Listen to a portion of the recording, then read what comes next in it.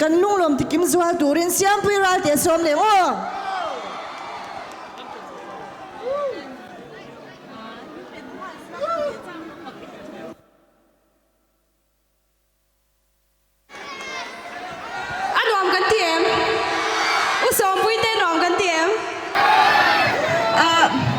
Chaltlang hi